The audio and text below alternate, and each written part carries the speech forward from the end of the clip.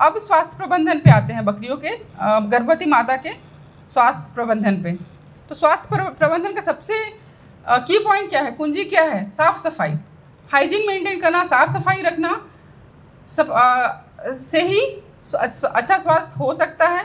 स्वास्थ्य सफाई के साथ साथ पर्याप्त फर्श स्थान हर एक बकरी को प्रदान करना। पर्याप्त फर्श स्थान का मतलब है गर्भवती माता के लिए 1.5 मीटर स्क्वायर से खुला बंद स्थान और 2 to 4 मीटर स्क्वायर खुला स्थान प्रदान करना। ओवर क्राउडिंग अगर होती है, अगर ओवर क्राउडिंग होती है मीन्स कम स्थान में ज़्यादा बकरियां हैं तो स्वास्थ्य संबंधी प्रॉब्लम ज़्यादा होती है। टीकाकरण समय पर सभी टीकाकरण, गर्भवती बकरियों के भी में भी कुछ टीकाकरण जैसे कि टिटनेस तो रिकमेंडेड है कि टिटनेस करना चाहिए। 4 मंथ में आप टिटनेस कर सकते हैं। साथ ही एंडोटॉक्सीमिया का वैक्सीनेशन भी हो सकता है। कुछ टीका है जैसे PPR है, FMD है, इन सब टीकाकरण से बचना चाहिए और टिटनेस और आप एंडोटॉक्सीमिया वैक्सीनेशन कर सकते हैं। और टिटनेस को आपको करना ही है, 4 मंथ में बकरियों को देना, गर्भवती बकरियों को लगाना ही टिटनेस का टीकाकरण। कृमिनाशन भी आप उसके पर अपने पशु चिकित्सक के सलाह से कर सकते हैं। वो तो आपको एलोपैथी दवाई बताएंगे, मैं आपको एक आयुर्वेदिक दवाई बता सकती हूँ। हींग सभी के पास सभी के घरों में होता है। हींग प्रति 10 किलोग्राम में 1 ग्राम हींग आप अपनी गर्भवती बकरियों को दे सकते हैं और इसकी जो इफ़ेक्टिवनेस है ये 3 महीने तक काम करेगा। उसके बाद आपको हर 3 महीने बाद दोबारा इसकी डिवर्मिंग दोबारा उसको करना पड़ेगा। एक तो हींग कर सकते हैं, प्रति 10 ग्राम वजन पे 1 ग्राम हींग दे सकते हैं। और दूसरा इलाज है, दूसरा डिवर्मिंग का तरीका है एलोवेरा जेल। एलोवेरा आप घर पे लगाते हैं, वो एलोवेरा जो आपका नेचुरल एलोवेरा है उसका जो लसलसा पदार्थ होता है उसको निकालने के बाद उसको आप क्या कर सकते हैं, 1 चम्मच बकरी को खिला सकते हैं हर 15 दिन में आपको, लेकिन ये रिपीट करना पड़ेगा। उसका इफेक्टिवनेस केवल 15 दिनों के लिए रहता है। ठीक है, तो इन विधियों के द्वारा आप घरों पे भी डिवर्मिंग कर सकते हैं और दूसरा पशु चिकित्सक की परामर्श से भी डिवर्मिंग कर सकते हैं। और डिवर्मिंग और टीकाकरण दोनों ही ज़रूरी हैं कि एक तो बचाएंगे बीमारियों से और दूसरा डिवर्मिंग क्या करेगा, डिवर्मिंग वर्म्स के प्रकोप को कम करेगा और बकरियों को उचित वजन प्राप्त करने के लिए को प्रेरित करता है। चूँकि मेमनों में हम डिवर्मिंग नहीं करते, डिवर्मिंग की पहली उम्र 3 महीने ही होगी, तो बच्चे को जो डिवर्मिंग जो प्रतिरक्षा मिलेगी अब अंतःपरजीवी किससे मिलेगी, माता से मिलेगी। तो माता का डिवर्मिंग करेंगे तो उसमें भी इम्यूनिटी आएगी। और स्वास्थ्य प्रबंधन में ये है कि नवजात बच्चों को शुरू से 10 दिनों तक, जन्म के बाद 10 दिनों तक सार्कोफेरॉल आप उसको खिला सकते हैं। ये मार्केट में उपलब्ध है, आप सबको पता होगा। और सार्कोफेरॉल अब नहीं है तो फिर आप गुड़ धीरे धीरे उसको चटा सकते हैं। और मेमनों को टेट्रासाइक्लिन की दवाई पानी में मिला के दीजिए, उससे वो निमोनिया से उसको बचने में हेल्पफुल है। वो निमोनिया से के प्रकोप से बचाता है टेट्रासाइक्लिन। ठीक है, यह स्वास्थ्य प्रबंधन। अब बकरियों का आहार प्रबंधन में आते हैं। बकरियों को 3 प्रकार का आहार दिया जा सकता है, सूखा चारा, हरा चारा और दानेदार चारा। मिनरल मिक्सचर, एंटीबायोटिक सप्लीमेंट ये तो एडिशनल है, लेकिन मुख्यतः किस प्रकार का चारा है, हरा, सूखा और दानेदार चारा। अब हरे चारे में कौन कौन से चारे आते हैं, बेर, करौंदा, आम की पत्ती, नीम की पत्ती, कटहल, बरबत, पीपल की पत्ती और बरगद की पत्ती, ये सब खिला सकते हैं। चारेदार वृक्ष की पत्तियाँ, सुबबूल, सिसबेनिया हैं, अगाथी जिसको बोल रही थी मैडम, वो खिला सकते हैं। नेपियर ग्रास, गिनी ग्रास, ये सब खिला सकते हैं। हरा घास मीन्स ये फलीदार चारा, लोबिया, बरसिम, ल्यूसन, ये सब को खिलाना बहुत अच्छा रिजल्ट देता है इससे, क्योंकि ये लेग्यूमिनस चारे हैं, इससे बहुत ही अच्छा रिजल्ट मिलता है हमें। इसके अतिरिक्त जो घास है, नेपियर, सुबबूल, सेसबेनिया, आम, कटहल, पीपल आप दे सकते हैं। फिर सूखे चारे में क्या दे सकते हैं, गेहूँ की भूसी, मटर की भूसी, मूंग दाल की भूसी, उड़द की भूसी, ये सब सूखा चारा में दे सकते हैं। अब इन सूखे चारों और दानेदार चारा में मक्का, जौ, इन सबको आप दानेदार चारा के रूप में, चना, ये सब, इन सबको आप दे सकते हैं। दानेदार चारा और सूखा चारा कैसे खिलाना है, आप सभी ये सब खिलाते ही होंगे। आधा से 1 किलो सूखा चारा में आप दाने को मिक्स करके बकरियों को दे दें तो वो उसको दानेदार चारा भी मिल जाएगा, सूखा चारा भी मिल जाएगा और हरा घास आप अलग से दे सकते हैं। ठीक है, तो बकरियों का नॉर्मल आहार प्रबंधन। अब मैं आपको उनके आवश्यकता के अनुरूप, जैसे कि गर्भावस्था के आरंभ व मध्य चरण में बकरियों को क्या खिलाना चाहिए, और अंतिम 2 महीनों में क्या खिलाना चाहिए, और अंतिम 5 दिनों में क्या खिलाना चाहिए, इस प्रकार की जानकारी देने जा रही हूँ। गर्भावस्था के मध्य चरण मतलब पहले से दूसरे तीसरे महीने में दानेदार चारे की मात्रा लगभग 400 ग्राम प्रति बकरी है। दानेदार चारे की मात्रा 400 ग्राम प्रति बकरी है। अगर आप चराई करा रहे हैं, बकरी को ग्रेजिंग करा रहे हैं, तो 6 से 8 घंटे की ग्रेजिंग कराएंगे।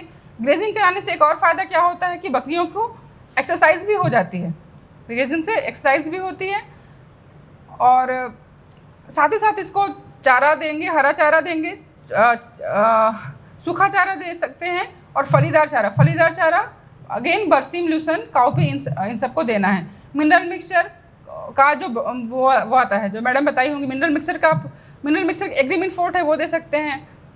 मल्टीविटामिन सिरप दे सकते हैं। इन सबको मिक्स करके आपको देना ही है। और एक ब्लॉक आता है, मिनरल मिक्सचर ब्लॉक, आप वो यूज़ कर सकते हैं। आप बकरी के आवास में रख दीजिए, उसको वो इच्छा अनुसार वो उसको चाटेगी, उसको लीक करेगी। वो उसको जब मन करेगा तो वो उसको जाएगी और उसको चाट लेगी। मिनरल मिक्सचर ब्लॉक मिलता है। श्याम मेडिकल है, दुर्ग में एक मेडिकल स्टोर है जहाँ पर सारे एनिमल, बस स्टैंड के पास ही है। बस स्टैंड के पास ही आप किसी से पूछेंगे तो वहाँ पर मिलेगा श्याम मेडिकल स्टोर, वहाँ पर सभी कुछ मिलेगा। और हमारे यहाँ भी मिनरल मिक्सचर फीड ब्लॉक का एक वो एस्टैब्लिश हो रहा है, एक प्लांट एस्टैब्लिश हो रहा है। आप लोगों को पता है? हाँ, तो अच्छा नहीं पता है, हमारे यहाँ हो रहा है न्यूट्रिशन डिपार्टमेंट से ही। तो वो जब हो जाएगा तो आपको फीड ब्लॉक भी बनना, अभी नहीं हुआ है, होगा। लेकिन ये सारी चीज़ें श्याम मेडिकल से आपको यहाँ पर सभी चीज़ों की सप्लाई कर देते हैं श्याम मेडिकल वाले। आपको कैटल, बफलो, शीप, गोट, डॉग, सभी की ज़रूरत की चीज़ें यहाँ मिल जाएंगी। तो आप मिनरल मिक्सचर ब्लॉक उसके सेट में रख दीजिए, उसको जब मन करेगा वो उसको लीक कर लेगी, क्योंकि उसमें नमक सब कुछ मिक्स रहेगा। नमक भी बहुत ज़रूरी है, नमक गुड़ आप दे सकते हैं इन सब के अतिरिक्त। और अब गर्भावस्था के अंतिम चरण मतलब 45 डेज टू 60 डेज, आखिरी 40 से 45 से 60 दिनों में क्या खिलाना चाहिए ये बता रहे हैं। इस अवस्था में आपको सुपाच्य भोजन और अच्छा भोजन मतलब फलीदार चारा, चारे में कुछ भी चारा नहीं, फलीदार चारा, अच्छी किस्म की घास, ताज़े हरे चारा और फफूंद रहित चारा देने की ज़रूरत है। क्योंकि इस अवस्था में भ्रूण की वृद्धि बहुत ही तीव्र होती है और भ्रूण को भी अतिरिक्त ऊर्जा की आवश्यकता होती है। इसलिए आपको किसी भी प्रकार के आहार प्रबंधन में कोई भी प्रकार की ढील देने की ज़रूरत नहीं है। इसमें ताज़ा साफ पानी की व्यवस्था अत्यंत ही ज़रूरी है। बकरी को उसकी इच्छा के अनुसार पानी पीने की व्यवस्था होनी चाहिए। उससे क्या होता है, पानी पीने की व्यवस्था होने से वो अपनी इच्छा अनुसार वो जल ग्रहण करती है। और ये जल कैसा होना चाहिए, ताज़ा और स्वच्छ जल होना चाहिए। और आप जल के पानी के कुंड को रेगुलर सफाई करते रहें। और एक और चीज़ ध्यान दीजिए, अगर गर्मी के मौसम में आप उसको पानी दे रहे हैं तो हल्का से, हम लोग क्या गर्मी के मौसम में सभी स्रोतों का पानी गर्म हो जाता है, सभी जगह का आप नल से ले रहे हैं पानी तो भी गर्म आ रहा है। तो आपको ध्यान रखना है कि हल्का वो पीने लायक पानी देना है। गर्मी के मौसम में भी थोड़ा ठंडा पानी दीजिए। और ठंड के मौसम में भी पानी बहुत ठंडा हो जाता है। हम क्या करते हैं, हम भी हल्का कुनकुना पानी पीते हैं। तो अगर बकरी को दे रहे हैं उस वक्त गर्भवती को, तो स्पेशली ध्यान दीजिए, विशेष रूप से ध्यान दीजिए कि उसको हल्का कुनकुना पानी ठंड के मौसम में प्रदान करें और गर्मियों के मौसम में ठंडा पानी। ठीक है। गुणवत्ता युक्त फलीदार चारा, बरसीम लूसन, ताज़ी हरी घास प्रोवाइड करें। दाना जौ, मक्का, गेहूं, चना, इन सब का दाना दे सकते हैं। दाने की मात्रा इस अवस्था में 250 से 300 ग्राम प्रति बकरी प्रतिदिन होती है। गर्भावस्था के अंतिम चरणों में 45 डेज से 60 डेज तक आप ये दे सकते हैं।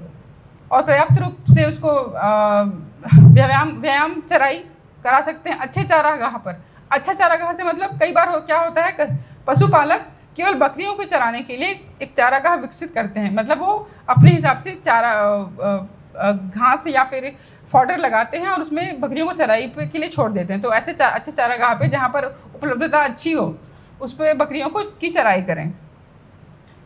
अब मेमने के जन्म के समय किस टाइप का प्रबंधन करना चाहिए। अब जैसे मेमने का जन्म 3 से 5 दिनों से पहले, तो इस प्रकार की इस अवस्था में आपको क्या करना है, आवास प्रबंधन में उसको सेपरेट किडिंग पेन में आपको शिफ्ट कर देना है, मेमना आवास में शिफ्ट कर देना है, अच्छी गुणवत्ता वाला सूखा चारा देना है।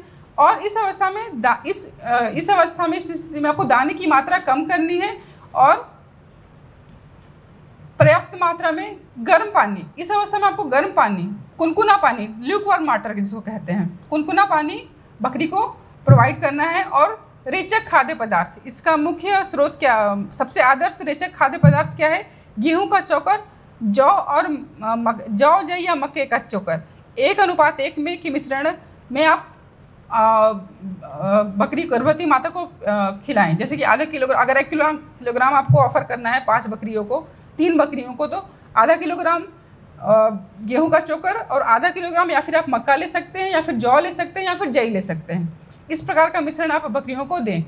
ये है रेचक, इसको हम क्या कहते हैं, रेचक खाद्य पदार्थ, जिससे कि जो डिलीवरी होती है, किडिंग होती है, उसकी जो प्रसव होता है वो उसमें आसानी होता है। ठीक है, अभी ये प्रसव प्रबंधन तो ये हो गया, साथ ही साथ मेमने के जन्म के समय प्रबंधन उस आवास में, जैसे मैंने पहले बताया था, सोप, टॉवेल, ये सारी चीज़ें पहले आपको रख देनी है जिससे कि बर्थ के समय कोई दिक्कत ना हो। अब नवजात बच्चे की देखभाल किस प्रकार करनी चाहिए। सबसे पहले बच्चा जब वो प्रसव जब स्टार्ट होता है तो आपको देखना है कि इजीली प्रसव हो रहा है या फिर नहीं, कोई किसी प्रकार की दिक्कत तो नहीं है। अगर आसानी से प्रसव हो जाता है तब तो ठीक है, आप खुद ही इसको संभाल सकते हैं। कुछ दिक्कत आने की स्थिति में, प्रसव में ज़्यादा टाइम लग रहा है, इस स्थिति में आपको क्या करना है, पशु चिकित्सक को की सलाह लेनी है, उसको बुलाना है कि कोई दिक्कत तो नहीं हो रही है, कोई दिक्कत, अब फिर उसको वो आगे की चीज़ें संभालेंगे।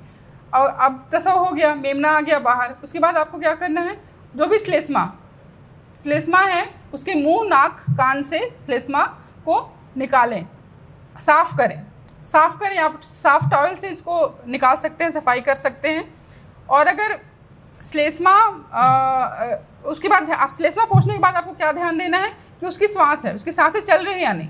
अगर सांस नहीं चल रही है मतलब क्या हो सकता है कि उसके नाक में कुछ चीज़ें फंस सकती हैं, श्लेष्मा हो सकता है फंसा रह सकता है। उसके लिए आपको क्या करना है, एक तिनका निकालने के लिए एक तिनका लेना है, कोई भी आप तिनका लीजिए और उसके नाक में डालिए। उसको इरिटेशन होगा और वो छींकेगा या छींकेगी जो भी मेमना, तो वो बाहर आ जाएगा। पहला तो ये कर सकते हैं। अगर उसके बाद भी बाहर नहीं आ रहा है, नहीं कोई रिस्पॉन्स नहीं दे रहा है, मेमना का कोई भी प्रतिक्रिया नहीं है, तो आपको क्या करना है, दूसरा उसकी टांगों को पकड़ना है और उल्टा करके उसको झाड़ना है। इसी तरह से आप इसको नीचे गिराएंगे तो हो सकता है श्लेष्मा बाहर आ जाए। अगर इसके बाद भी नहीं आ पा रहा है तो आपको क्या करना है, उसके मुंह से मेमने के नाक और मुंह में अपना मुंह लगा के उसको खींचना है। ऐसा करेंगे तो अगर सब कुछ ठीक है, मेमना भी ठीक है, तो श्लेष्मा बाहर आ जाएगा और उसकी सांसें चलने लगेंगी। ठीक है, तो श्लेष्मा बाहर निकालने की ये 3 विधियाँ, सामान्य विधियाँ हैं जो आपको फॉलो करनी है। दूसरा आपको टिंचर है, उसका जो जेर बोलते हैं, गर्भनाल को आपको क्या करना है, उसके शरीर की सतह से 2.5 सेंटीमीटर ऊपर से उसको कट करना है और कट करने के बाद उसको साफ धागे से बांधना है और उसमें टिंचर आयोडीन का घोल लगाना है। उससे क्या होता है, अब साफ धागे से काटना और साफ कैंची से या फिर ब्लेड से काटना और टिंचर आयोडीन का घोल लगाना जरूरी क्यों है, क्योंकि अगर आप इसको सही तरीके से फॉलो नहीं करेंगे ये प्रोसीजर, तो क्या होता है, नेवल इल एक बीमारी होती है जिससे कि मेमने को बुखार आने लगता है और इससे मृत्यु तक हो सकती है। इससे बचने का बहुत ही सस्ता सुविधाजनक तरीका यही है कि उसका गर्भनाल को आप साफ धागे से बांधें, साफ ब्लेड से या कैंची से काटें और उसमें टिंचर आयोडीन लगा दें। इससे किसी भी प्रकार का इन्फेक्शन नहीं होगा और आपको बच्चे के हेल्थ के साथ कोई भी समझौता करना नहीं पड़ेगा। कोलेस्ट्रम पान, कोलेस्ट्रम क्या है, गर्भवती मादा के द्वारा प्रसव के बाद पहला स्रावित किया गया दूध क्या है, कोलेस्ट्रम। इसको खीस कहते हैं, खीस कोलेस्ट्रम ये कहते हैं। कोलेस्ट्रम बहुत ही ज़्यादा फ़ायदेमंद है, बहुत ही इम्पॉर्टेंट है बच्चे के लिए, मेमने के लिए। क्यों इम्पॉर्टेंट है, क्योंकि इसमें क्यों इम्पॉर्टेंट है, हाँ, कोलेस्ट्रम में क्या होता है, सामान्य दूध की तुलना में, उसको कोलेस्ट्रम क्यों बोलते हैं, दूध क्यों नहीं बोलते हैं, कोलेस्ट्रम इसलिए बोलते हैं क्योंकि सामान्य दूध की तुलना में उसमें प्रोटीन की मात्रा 4 से 7 गुनी ज़्यादा होती है।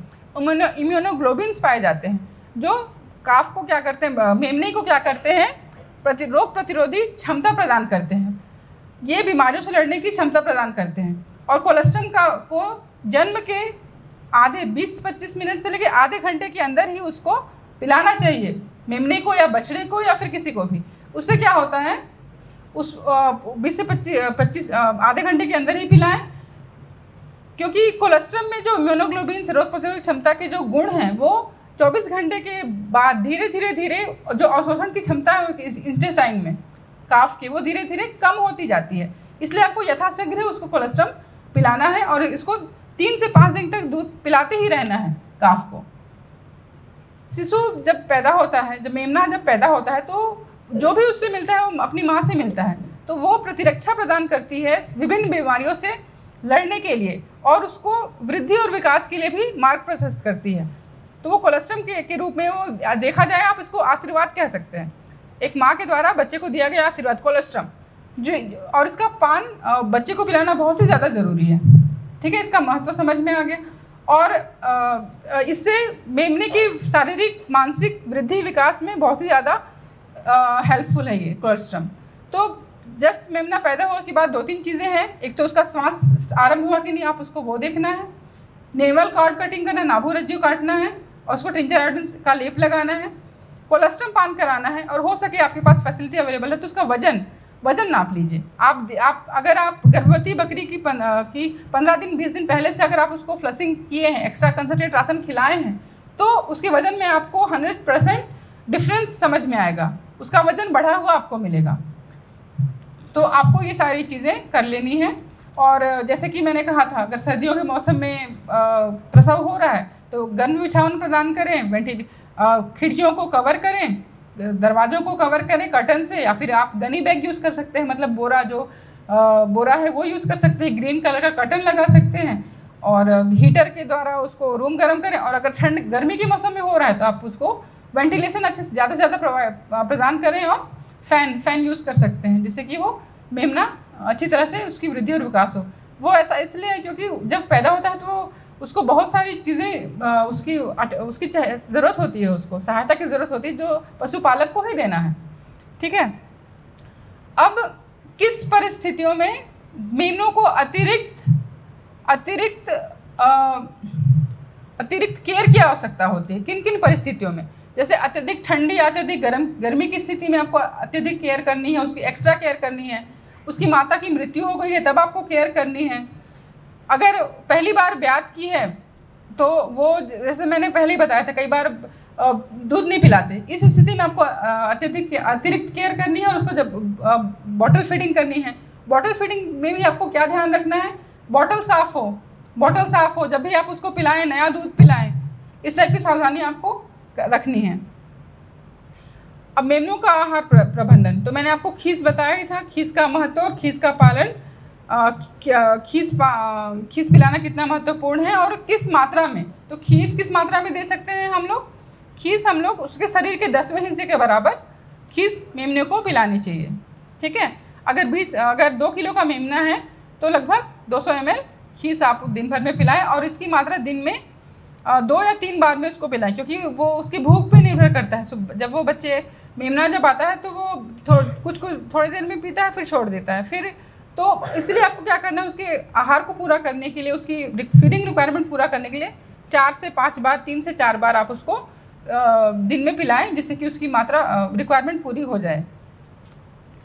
और अब दूध विकल्प मीन्स दूध विकल्प का मतलब ये है कि कई बार गर्भवती जन्म के समय मादा की मृत्यु हो जाती है या ज़्यादा बच्चे हो जाते हैं, ट्विंस या ट्रिपलेट्स हो गए, या फिर जैसे मैंने पहले बताया, पिलाने से इनकार कर देती है माता। और व्यावसायिक मेमना पालन मतलब वीनिंग कहते हैं, जिसमें क्या होता है, जन्म के तुरंत बाद मेमनों को माँ से अलग कर दिया जाता है, इसको वीनिंग कहते हैं। व्यावसायिक दृष्टि से ये किया जाता है। इस स्थिति में हम क्या करते हैं, दूध विकल्प की ओर अग्रसर होते हैं। दूध विकल्प मिश्रण है जो केंद्रीय बकरी अनुसंधान संस्थान मखदूम मथुरा ने बनाया है। ये दूध विकल्प मिश्रण, अगर इसी स्थिति में माता की मृत्यु हो जाने पे, उसके द्वारा कोलेस्ट्रम ना उत्पन्न होने पे, या फिर व्यावसायिक मेमना पालन की स्थिति पे हम दूध विकल्प मिश्रण की ओर जाते हैं। इसमें क्या होता है, दूध विकल्प मिश्रण कैसे बना सकते हैं, इसमें वसा रहित चूर्ण 47%, सोयाबीन आटा 9%, गेहूं का आटा 35%, खनिज मिश्रण 2%, ब्यूटारिक अम्ल 0.2 ml, सिट्रिक अम्ल 2 ग्राम और लैक्टोबैसिलाई चूर्ण 1 पैकेट। इन सभी को क्या करना है, हमको 1 लीटर इन सभी को मिक्स करना है। इन सभी को मिक्स करने के बाद हमारा दूध विकल्प मिश्रण तैयार हो जाता है। यह दूध विकल्प मिश्रण किसके द्वारा बनाया गया है? केंद्रीय बकरी अनुसंधान संस्थान मथुरा मखदूम मथुरा, वहाँ के वैज्ञानिकों ने ये मिश्रण तैयार किया है। इस दूध मिश्रण में एक माँ के बकरी के मतलब माँ की दूध के बराबर ही पोषण तत्व है, प्रोटीन की मात्रा है, 24% प्रोटीन है। मतलब इन दोनों में, माँ के दूध में और इसमें कोई अंतर बहुत ही कम है या लगभग दोनों एक ही बराबर है। इसलिए हम दूध विकल्प मिश्रण की ओर को ये ऑप्ट कर सकते हैं, इसका चुनाव कर सकते हैं। इसको बनाना, अब ये दूध मिश्रण तो हम बन गया, इसको पिलाना कैसे है? इसको आप 1 लीटर गर्म पानी में, गर्म और साफ़ ताज़ा पानी में 135 ग्राम मिक्स करिए, अच्छे से मिक्स करिए, उसमें कोई गांठें नहीं बननी चाहिए। इक्वल अमाउंट में मिक्स करिए। उसके बाद उसको 250 से 400 मिलीग्राम प्रति मेमना प्रतिदिन आप इसको पिला सकते हैं, वज़न के हिसाब से, क्योंकि ब्रीड टू ब्रीड बकरी के मेमने का वज़न अलग अलग होता है।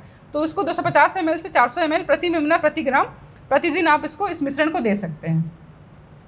इसको आर्टिफिशियल कोलेस्ट्रम भी कह सकते हैं कि हमने इस कोलेस्ट्रम का एक सब्स्टिट्यूट बनाया है। सब्स्टिट्यूट ये है, इसको हम कोलेस्ट्रम की जगह दे सकते हैं। कोलेस्ट्रम पान इसलिए भी महत्वपूर्ण है कोलेस्ट्रम पिलाना, क्योंकि मेकोनियम क्या होता है, तो इतने दिनों तक जो भ्रूण है, जो गर्भ में पल रहा मेमना है, वो उसके पेट में जो जमी गंदगी है उसको निकालने के लिए उसकी जमी गंदगी को क्या कहते हैं? मेकोनियम।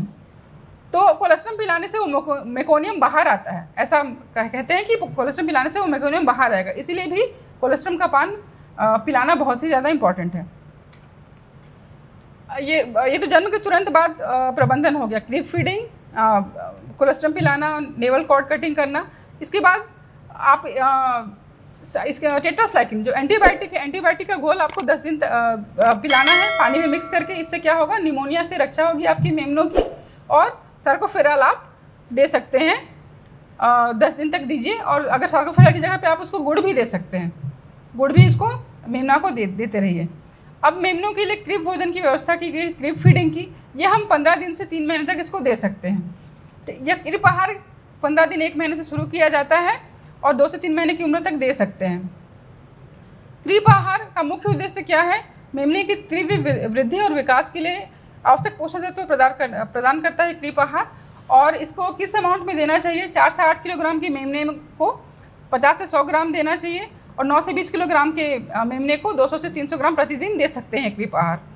इसमें प्रोटीन की मात्रा 22% होती है। और इसका कंपोजिशन क्या है, मतलब आदर्श क्रीप राशन कैसे बना सकते हैं? क्रीप राशन बनाने के लिए आपको मक्का 40% चाहिए, मूंगफली के 30%, गेहूं का चोकर 10%, तेल रहित चावल का चोकर 13%, गुड़ 5%, खनिज मिश्रण 2%, नमक 1%, विटामिन और एंटीबायोटिक फीड सप्लीमेंट मिक्स करके आप ये क्रीप राशन, आदर्श क्रीप राशन मेमनों के लिए बना सकते हैं। ठीक है, तो आर्टिफिशियल कोलेस्ट्रम और क्रीप राशन की संरचना मैंने आपको बता दी है। आप इस प्रकार से ये मेमनों को पिला सकते हैं, और ये क्रीप फीडिंग आप 3 महीने तक कंटिन्यू कर सकते हैं। आदर्श बकरी पालन और मेमना प्रबंधन, ये प्रेग्नेंट गर्भवती मादा का प्रबंधन, प्रसव प्रबंधन और नवजात मेमनों की प्रबंधन का निष्कर्ष यह निकलता है कि जो गर्भवती बकरियां हैं, गर्भवती बकरियों की देखभाल बकरी पालन का एक बहुत ही अभिन्न अंग है। सभी बकरी पालन में सभी भाग बहुत ही महत्वपूर्ण हैं, लेकिन गर्भवती बकरी का देखरेख बहुत ज़्यादा महत्वपूर्ण इसलिए है क्योंकि गर्भवती बकरी की देखरेख के साथ आप केवल गर्भवती बकरी की देखरेख नहीं कर रहे हैं, उसके साथ उसकी भ्रूण का भी कर रहे हैं। इससे क्या होता है, इस देखरेख से स्वस्थ मेमने का उत्पादन होता है और मादा के उत्पादक जीवन, मतलब उसके बाद नेक्स्ट कंसेप्शन, नेक्स्ट किडिंग भी अच्छी होती है। इसलिए आपको हर पशुपालक को यह सुनिश्चित करना चाहिए कि इस अवस्था में गर्भवती बकरी की प्रॉपर देखभाल हो और गोट वेलफेयर की ओर आप एक अच्छा कदम है इस स्थिति को मेंटेन करने से। ठीक है। तो गर्भवती की देखभाल के टॉपिक में, गर्भवती बकरी की देखभाल के टॉपिक में इतना ही आज के लिए मेरा ये व्याख्यान खत्म होता है।